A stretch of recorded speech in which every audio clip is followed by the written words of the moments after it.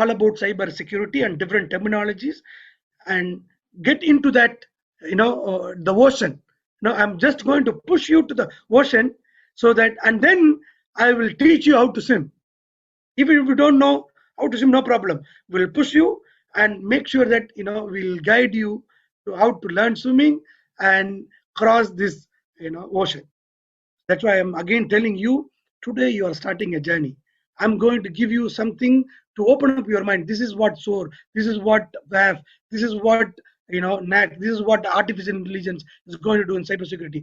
But take that information, and if you explore and if you spend time, I am very confident one day you will become like Adil.